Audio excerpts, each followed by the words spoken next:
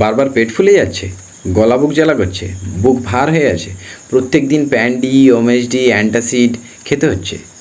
কয়েকদিন যদি বন্ধ করে দিই আবার একই সমস্যা। আপনার যদি ঠিক এই সমস্যা হয়ে থাকে, আমি আপনাকে কথা দিচ্ছি 6 থেকে 7 মাসের মধ্যে আপনি পুরোপুরি ঠিক হয়ে যাবেন। আপনাকে প্রত্যেক দিন এত টাকা খরচ করে প্যান্ডি, ওমেসডি, অ্যান্টাসিড, ইনো এসব কিছু খেতে হবে না। আজকের আমি আপনাকে বলবো ঠিক কী কারণে এই সমস্যাগুলো আপনার হচ্ছে। বেশি করে চা কফি সেবন করা এটা একটা অনেক বড় কারণ। চাতে, কফিতে ক্যাফেইন থাকে, যা আমাদের স্টমাক লাইনিংকে স্টিমুলেট করে দেয়। স্টিমুলেট হলে কি হয়, অ্যাসিড সিক্রেশনটা অনেক বেড়ে যায়। স্টমাকে যখন অ্যাসিডটা বেড়ে যাচ্ছে তখন গলা বুক জ্বালা অটোমেটিক হবে। অত্যাধিক তেলযুক্ত খাবার, ফ্রায়েড, স্পাইসি খাবার এগুলো কিন্তু অনেক বড় একটা কারণ, যেগুলো কি করে হজম হতে অনেকটা টাইম লাগে, অনেকটা সময় আমাদের অন্ত্রে পড়ে থাকে, যার কারণে গ্যাস, ব্লটিং, কনস্টিপেশন এইগুলো আসে। অনেক সময় খালি পেটে থাকলে কি হয়, আমাদের স্টমাকে কিছুক্ষণ অন্তর অ্যাসিড সিক্রেট হতে থাকে।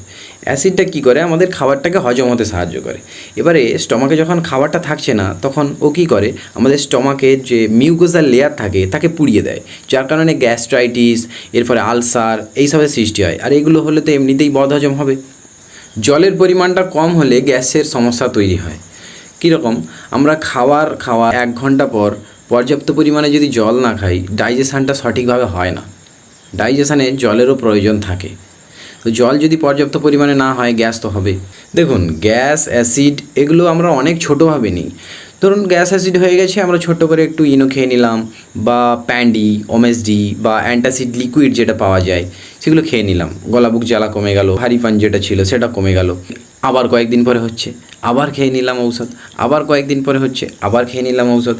এটা আপনাকে বুঝতে হবে, আপনার গাট হেলথ আপনাকে সিগন্যাল দিচ্ছে অ্যাসিড গ্যাসের মাধ্যমে যে ও অসুস্থ হয়ে যাচ্ছে, ও ড্যামেজ হচ্ছে, ও ট্রিটমেন্ট করুন। সুস্থ থাকুন, ভালো থাকুন, অল দ্য বেস্ট।